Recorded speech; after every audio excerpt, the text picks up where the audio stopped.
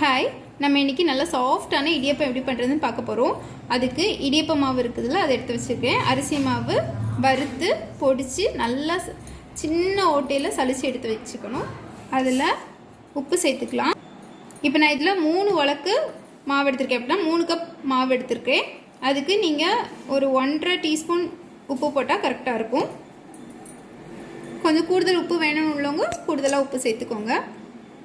அப்புறம் நல்லா கொதிக்கிற தண்ணி, அடுப்புலேருந்து எடுத்த உடனே உள்ள தண்ணி எடுத்து இதில் இந்த உப்பு ஃபஸ்ட்டு நல்லா மிக்ஸ் பண்ணிக்கோங்க. மிக்ஸ் பண்ணிவிட்டு இந்த தண்ணியை விட்டு ஒரு ஸ்பூன் வச்சு நல்லா கலந்து விட்டுருங்க. தண்ணி கண்டிப்பாக நல்லா கொதிக்கிற தண்ணியாக தான் இருக்கணும். இந்த தண்ணியோட சூட்டில் இந்த மாவு வேகணும். மாவு தண்ணியை ஃபாஸ்ட்டாக அப்சர்வ் பண்ணும். அதுக்கேற்றப்ப நீங்கள் தண்ணி ஊற்றிக்கோங்க. ஓரளவுக்கு எல்லா மாவுலேயும் தண்ணி படணும். அப்புறமா இதை அப்படியே க்ளோஸ் பண்ணி வச்சுருங்க ஒரு 5 மினிட்ஸ்க்கு. அந்த சூட்லேயே அது வேகும்.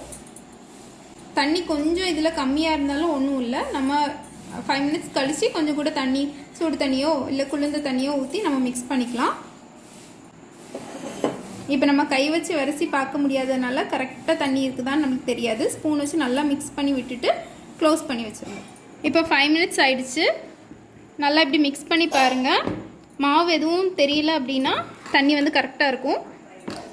இல்லை மாவு தெரிஞ்சுது அப்படின்னா கொஞ்சமாக தண்ணி தெளித்து திருப்பி ஒருக்கா விரசிக்கோங்க. பாருங்கள், கரெக்டாக இருக்குது. ஒருக்கா நல்லா மிக்ஸ் பண்ணி பார்த்துட்டு அதுக்கப்புறம் அவசரப்பட்டு ஃபஸ்ட்டு லைட்டாக அங்கங்கே மாவு தெரியுதுன்னு சொல்லிட்டு தண்ணி ஊற்றிடாதீங்க. நல்லா மிக்ஸ் பண்ணி பார்த்துட்டே தண்ணி ஊற்றுங்க. பாருங்கள், இப்போ தண்ணி கரெக்டாக இருக்குது. இப்படி கை வைக்கிற அளவுக்கு சூடு ஆறுனதும் நம்ம அந்த அச்சில் போட்டுக்கலாம். அச்சில் உள்ளதுலேயே சின்ன ஓட்டை இருக்கும்ல, இடியப்ப அச்சில், அந்த இதை எடுத்துக்கோங்க. இடியப்ப அச்சு நிறைய விதத்தில் இருக்குது. எந்த அச்சினாலும் சரி தான். அதில் இந்த மாதிரி சின்ன ஓட்டை இருக்கக்கூடிய அச்சு எடுத்துக்கோங்க.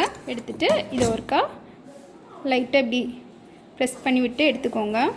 கட்டி எதுவும் இல்லாமல் இருக்கணும். இந்த மாதிரி சின்ன சின்ன இதாக பால்ஸாக உருட்டி இதுக்குள்ளால போட்டுக்கோங்க. இதுக்குள்ளால போகிற மாதிரி நீளமாக உருட்டிக்கோங்க.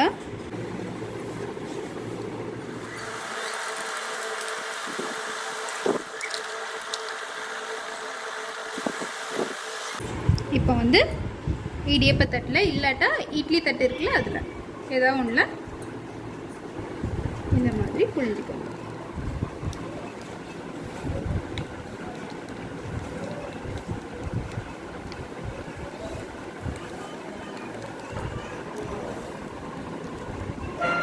இட்லி தட்டலனாலும் குட்டி குட்டி இட்லி வரும்ல, அந்த ஒவ்வொரு சின்ன சின்ன குழியிலையும் சுற்றிக்கலாம். இல்லாட்ட பெருசாக வேணும்னா எல்லா குழியும் சேர்த்து இந்த மாதிரி வட்டமாக சுற்றி எடுத்துக்கலாம்.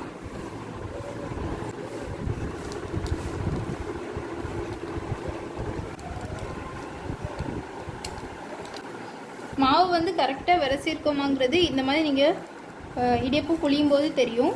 மாவு இடையில இப்படி அத்தத்து விழக்கூடாது. அப்போ கரெக்டாக நீங்கள் விரசிருக்கீங்கன்னு அர்த்தம். நீங்கள் கை வச்சு எடுத்து விடுறது மாதிரி தான் இருக்கணும். அதுவாக அத்து விழக்கூடாது. ஒருக்கா நீங்கள் மாவு எடுத்து இடியப்ப அச்சில் வச்சிட்டிங்க அப்படின்னா இந்த மீதி இருக்கக்கூடிய மாவை உடனே க்ளோஸ் பண்ணி வச்சிடணும், இல்லாட்டா காஞ்சிரும்.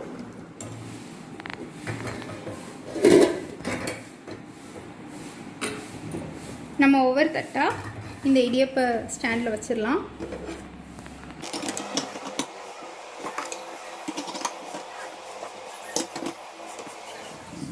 இப்போ இது போகிற மாதிரி உள்ள ஒரு பாத்திரத்தில் தண்ணி ஊற்றிக்கோங்க. ஒரு 2-3 கப் தண்ணி போதும். ஊற்றிட்டு அந்த தண்ணி நல்லா சூடானதுக்கப்புறம் இந்த ஸ்டாண்டை உள்ளே வச்சு க்ளோஸ் பண்ணி வச்சிடணும். ஒரு 10 நிமிஷம் வெந்தாச்சுன்னா கரெக்டாக இருக்கும். 7 நிமிஷத்தில் ஒருக்கா ஓப்பன் பண்ணி பாருங்கள். வெந்துச்சுன்னா எடுத்துருங்க. இல்லை அப்படின்னா ஒரு 10 நிமிஷத்தில் எடுத்துக்கோங்க. பாருங்கள், தண்ணி இப்போ நல்லா கொதிச்சிடுச்சு.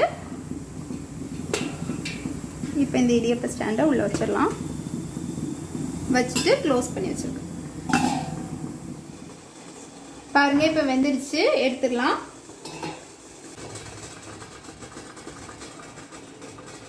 பாருங்க, இடியப்பம் ரெடி ஆயிடுச்சு.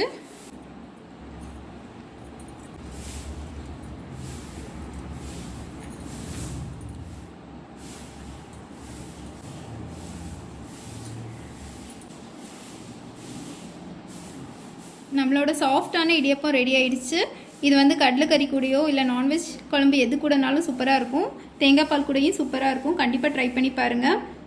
இது வந்து உடம்பு சரியில்லாதவங்க கூட சாப்பிட்லாம். இட்லி சாப்பிட்லான்னு உள்ள எல்லாருமே இதுவும் சாப்பிட்லாம்.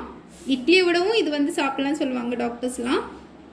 கண்டிப்பாக இது எல்லோரும் ட்ரை பண்ணி பாருங்கள். தேங்க்யூ.